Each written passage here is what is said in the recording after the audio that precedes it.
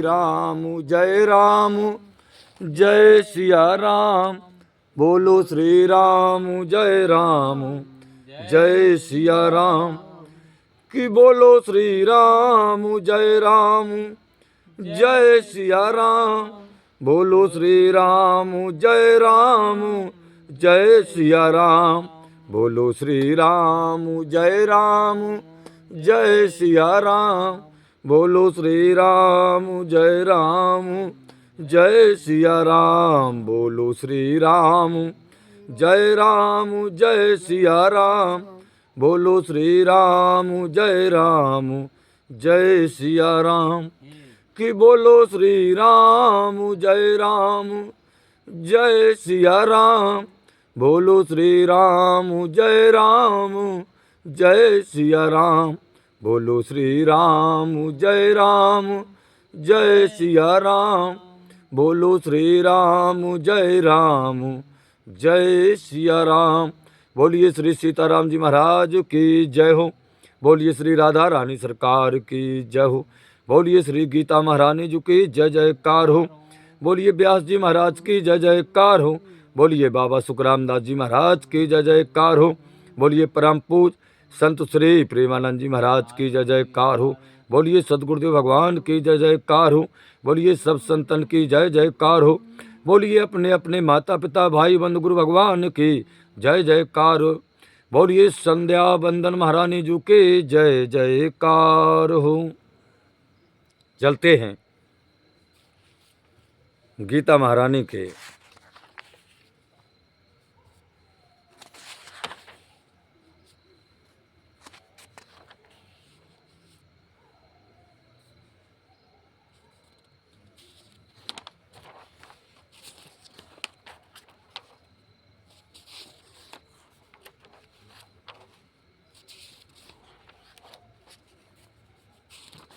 बोलो श्री राम 18वें अध्याय का 45वां श्लोक।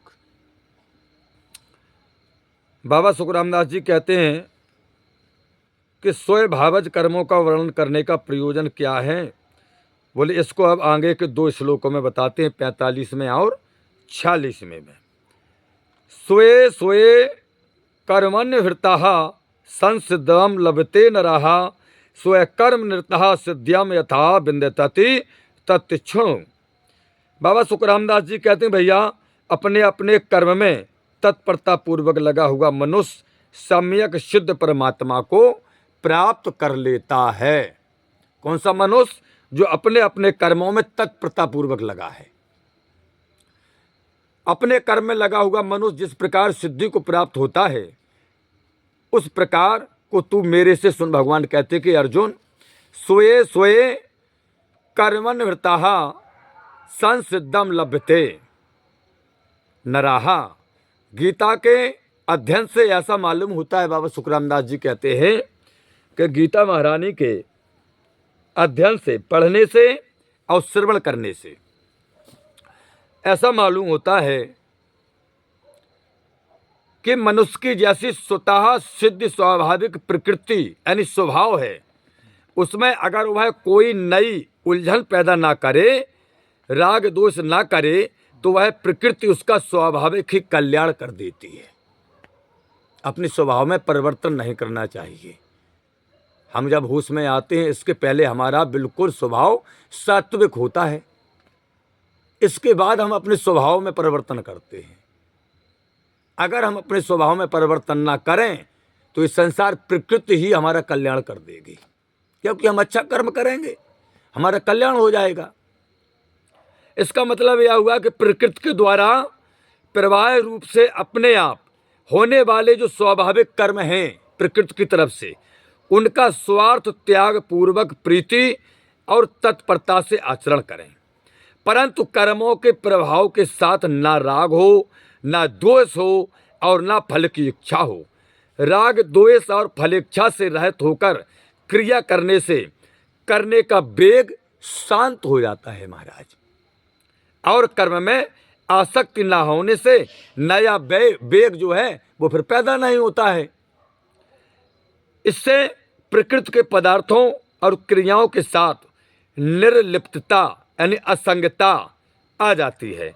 अब निर्लिप्तता होने से प्रकृति की क्रियाओं का प्रभाव स्वाभाविक ही चलता रहता है, उसका प्रभाव, और उनके साथ अपना कोई संबंध न रहने से साधक की अपने स्वरूप में स्थित हो जाती है। फिर स्वयं जब संसार के किसी वस्तु से ज़्यादा संबंध नहीं रहेगा, अपने लिए सिर्फ शरीर निर्वाह तक ही रहेगा, तो साधक की अपने स्वरूप में स्थिति हो जाती है। फिर क्या वो शांत हो जाता है कि भैया हमने सब करके देख लिया है, सब करके देख लिया, मिला क्या है, अच्छा किया तो उसका अच्छा मिला, और बुरा किया तो जजमेंट बुरा ही मिला है। फिर तो फिर वो शांत हो जाता और अपने स्वयं स्वरूप में स्थित हो जाता है कि भैया अपना अपना करो और अपना अपना देखो।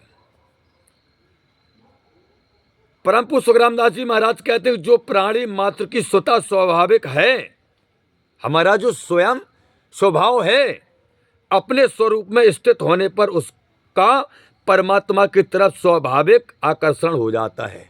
जब वो दुनिया के इंगलू पिंगलू से अलविदा हो जाता है, तो जो प्राणी मात्र का, जीव का, आत्मा का जो स्वभाव है, फिर वह उसका वह स्वभाव परमात्मा की ओर बढ़ने लगता है। फिर मुझे कहता है यार भगवान के अलावा कुछ नहीं है, अच्छे कर्म करो और अपने भगवान का भजन करो, बहुत करके देख लिया, तब होता है भगवान की तरफ उसका ध्यान।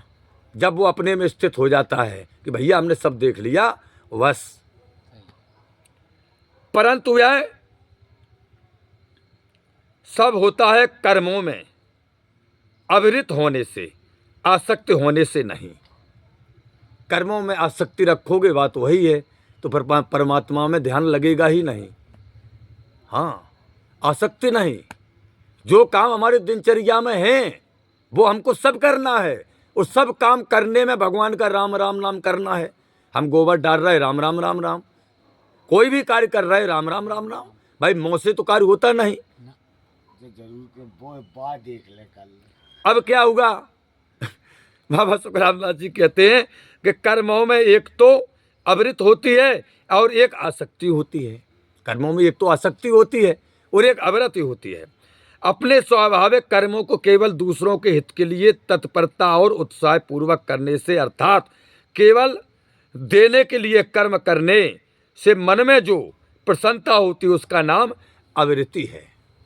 हम सब काम करेंगे, अपने शरीर निर्वाह के लिए करेंगे, परिवार के पालन पोषण के लिए करेंगे, माता पिता की सेवा के लिए करेंगे, हम समाज के लिए करेंगे, हम देश के लिए करेंगे, सब कर्म करेंगे, लेकिन कौन से? सात्विक कर्म करेंगे हम। तो वे सात्विक कर्म में ही भगवान की प्रेरणा है, सात्विक कर्म ही तो भगवान परमात्मा है। क्या है? हाँ। अब फल की इच्छा से कुछ करना, अर्थात कुछ पाने के लिए कर्म करना आसक्ति है। हम किसी कर्म को कर रहे हैं फल की इच्छा के लिए, तो वो उसमें पर आसक्ति है। कर्मों में अविरत से कल्याण होता है और आसक्ति से बंधन होता है।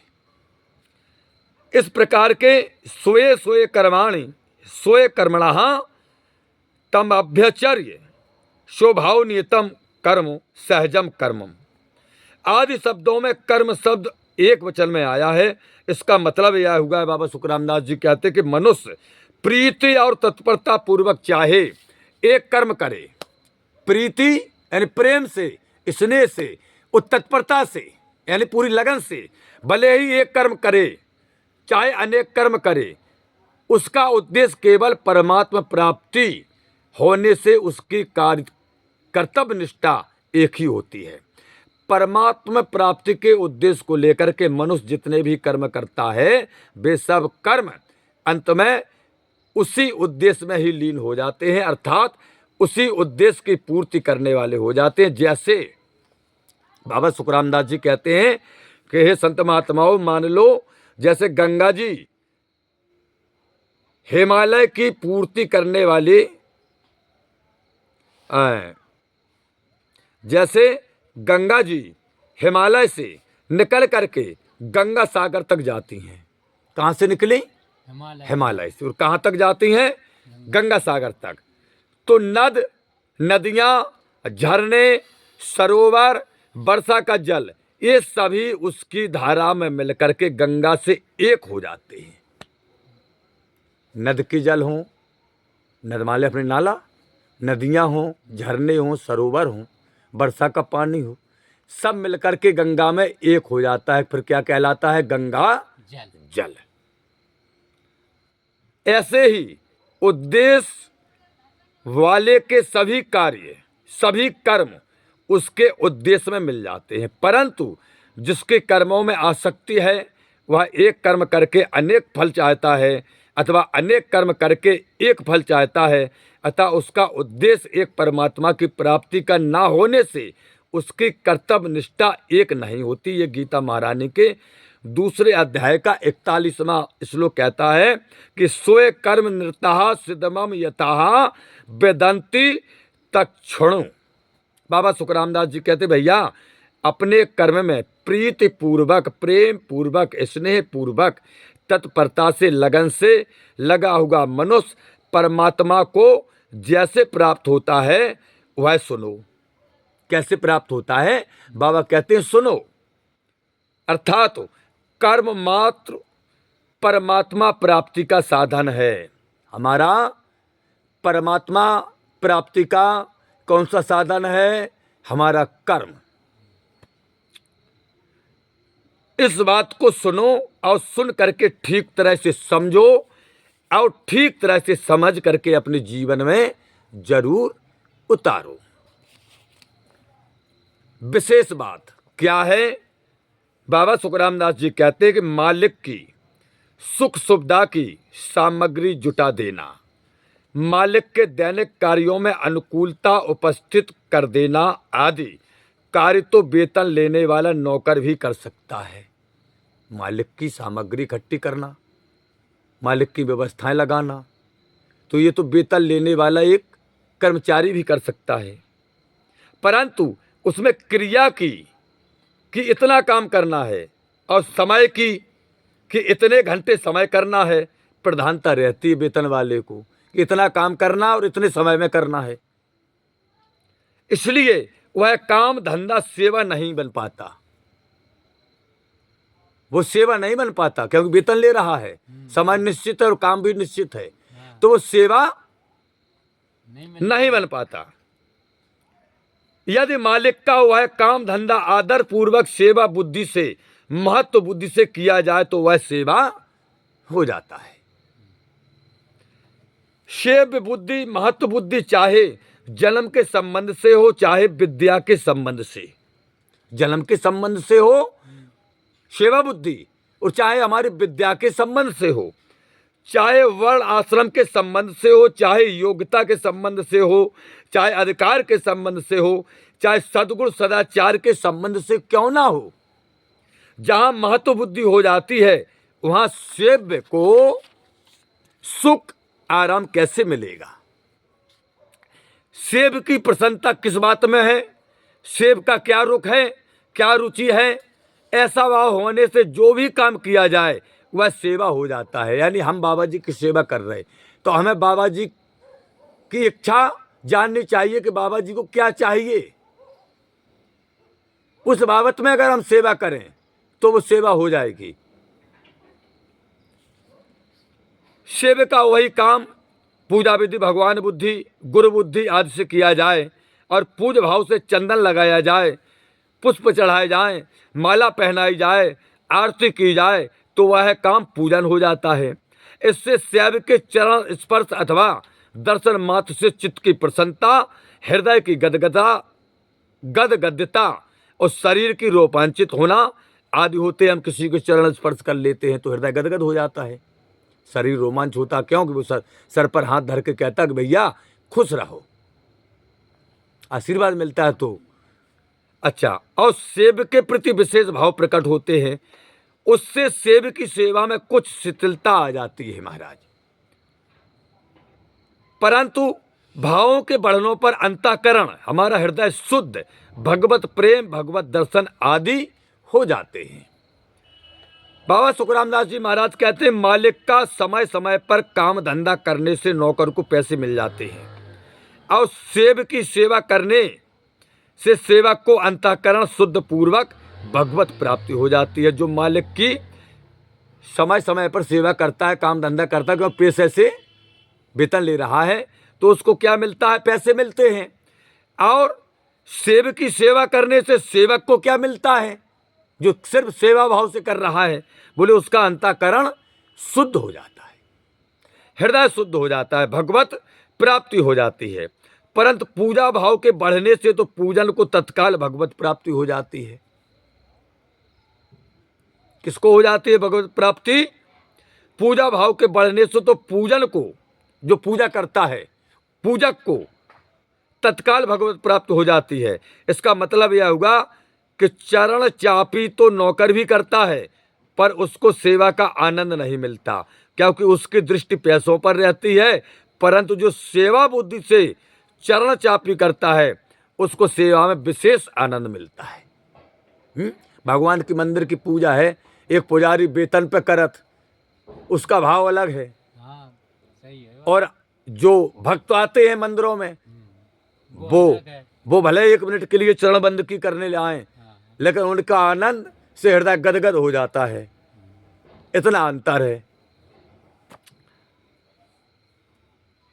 बाबा सुखरामदास जी कहते हैं कि उसको सेवा में विशेष आनंद मिलता है, क्योंकि उसकी दृष्टि सेव के सुख पर रहती है। पूजा में तो चरण छूने मात्र से शरीर रोमांचित हो जाता है और अंतःकरण में एक परमार्थमिक आनंद होता है। उसकी दृष्टि पूज की महत्ता पर और अपनी लघुता पर रहती है। ऐसे देखा जाए तो नौकर के काम धंधे से मालिक को आराम मिलता है, सेवा में सेवक को विशेष आराम तथा सुख मिलता है, और पूजा में पूजक के भाव से पूज्य को प्रसन्नता होती है, भगवान को प्रसन्नता होती है। जो पूजा करने वाला पूजक होता है, वो भगवान की पूजा करता है, या अपने माँ बाप की पूजा करता है, या अपने गुरु की पूजा सेवा करता है। तो पूजा में पूजक के भाव से पूज्य को प्रसन्नता होती है, और पूजा में शरीर के सुख आराम की प्रधानता नहीं होती। अब अपने स्वभावज कर्मों के द्वारा पूजा करने से पूजक का भाव बढ़ जाता है, तो उसके स्थूल सूक्ष्म और कारण शरीर होने वाली, बाबा सुखरामदास जी कहते हैं, चेष्टा चिंतन समाधि आदि सभी छोटी बड़ी क्रियाएं सब प्राणियों में व्यापक परमात्मा की पूजन सामग्री बन जाती हैं। फिर वो सब, हाँ,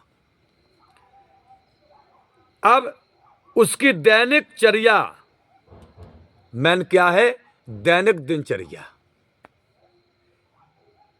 उस साधक के मनुष्य की दैनिक चर्या अर्थात खाना पीना आदि सब क्रियाएं भी पूजन सामग्री बन जाती हैं। फिर वो, क्योंकि वो शुद्ध भोजन करता है, फिर तो उसके थाली आई, उसने तुरंत 5 कौर तोड़े, भोग लगाया और कहा परमात्मा, हाँ पहले तुम और बाद में हम।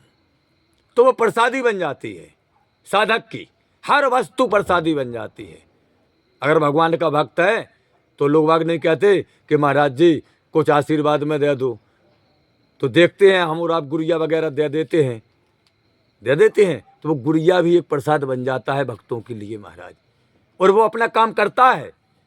अगर वो असली भगवान के पूजक के द्वारा दिया गया हो, ढोंगी के द्वारा नहीं, जो वेतन से पूजा कर रहे, बोले वहाँ तो मामला खत्म है। अरे कितने बड़े मठाधीश हो महाराज, अगर वेतन से लेवो देवो चल रहा हो, वो परमात्मा कोसों दूर है। भगवान ने, श्री राम ने लक्ष्मण से कहा कि हे लक्ष्मण, जो मनुष्य अपने माँ बाप की सेवा पूजा नहीं करता है, उसका पिता कितना भी दुराचारी से दुराचारी क्यों ना हो, संसार उसे त्याग क्यों ना दो, संसार त्याग दे उसे, क्योंकि ये दुराचारी है, लेकिन उसके पुत्र का धर्म बनता है उसे वो अपने माँ बाप की सेवा करे। अगर वो अपने माँ बाप की सेवा पूजा नहीं करता है, तो भगवान कहते हैं कि हे लक्ष्मण, ऐसे मनुष्य की सेवा भगवान भी स्वीकार नहीं करते हैं ना। पिता है दुराचारी तो क्या हुआ, संसार ने त्याग दिया तो क्या हुआ, पिता हमारा प्राणदाता है। हम किसको पूज रहे हैं? अपने प्राणदाता को पूज रहे हैं। निज निज कर्म भोग सब भ्राता। भगवान ने लक्ष्मण जी से कहा है कि लक्ष्मण, निज निज कर्म भोग सब भ्राता, अपने अपने कर्मों का फल हर जीव हर मनुष्य भोगता है।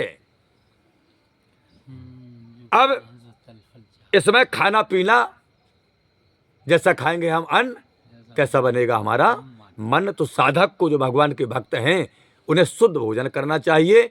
और शुद्ध भोजन खाली यही नहीं कि हम प्याज लहसुन और मीट मदिरा का इस्तेमाल नहीं, शुद्ध कमाई का भोजन भी होना चाहिए भैया जी। वही शुद्ध भोजन होगा जो हमारी ईमानदारी की कमाई, मेहनत की कमाई का होगा।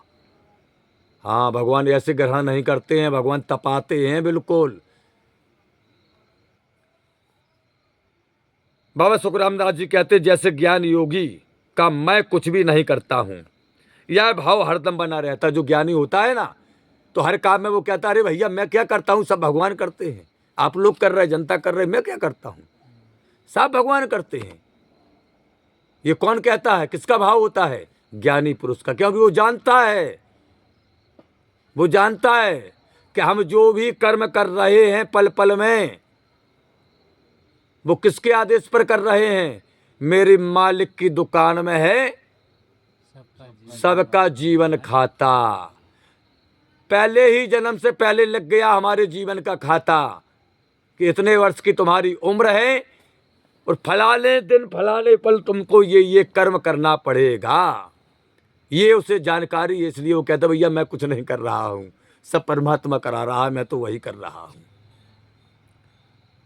ऐसे ही अनेक प्रकार की क्रियाएं करने पर भी भक्त के भीतर एक भगवत भाव हरदम बना रहता है। फिर वर हमेश उस सत्य बताओ भैया, हम तुम क्या करते हैं, क्या करते हैं बताओ? अभी बारिश हुई, क्या रोक ली हमने और तुमने? हैं? जितनी भी रोकी वो भगवान ने रोकी, क्योंकि भगवान के दरबार में आए और भगवान से कहा कि प्रभु भागवत कराएंगे, बारिश को रोक दो, फसल बवी है। भगवान ने रोक दी। कल 14 नवंबर है, कल से ग्राम वीरपुरा में श्रीमद् भागवत महापुराण का श्री खेरापत सरकार आश्रम पर प्रायोजन होने जा रहा है समस्त ग्रामवासियों की ओर से। तो जो भी करते हैं सब भगवान करते हैं भैया, ऐसा भाव होना चाहिए। अगर ऐसा भाव हमारे अंदर है तो भगवत भाव हरदम हमारे अंदर बना रहेगा, यानी भगवान के प्रति भावना, और हम एक दूसरे के प्रति अच्छे भावना बने रहेगी। इस भाव की गाढ़ता में उसका अहम भाव भी टूट जाता है। जब ऐसा हमारा भाव रहेगा तो फिर हमारे अंदर जो अहंकार होता है, अहंकार भाव, वो खत्म हो जाता है, टूट जाता है। आज की कथा का समापन यहीं पर। ये 18वें अध्याय का 45वां श्लोक सभी भक्तों ने सुना है। 46वां श्लोक में भगवान सुखरामदास जी बाबा कहते हैं कि जिस परमात्मा से संपूर्ण प्राणियों की उत्पत्ति होती है और जिससे वह संपूर्ण संसार व्याप्त है, उस परमात्मा का अपने कर्म के द्वारा पूजन करके मनुष्य सिद्धि को प्राप्त हो जाता है। यतः प्रवृत्ति भूतानाम एन सर्वमृदम तमाम स्वकर्मणा तभ्य चर सिद्ध्यम वेदंती मानवाः। 18वें अध्याय का 46वें श्लोक का व्याख्यान कल परम पूज बाबा सुखरामदास जी करेंगे, गीता में सुनेंगे सभी भक्तजन। अब चलते हैं श्री रामायण महारानी की ओर। रामायण महारानी का पाठ प्रारंभ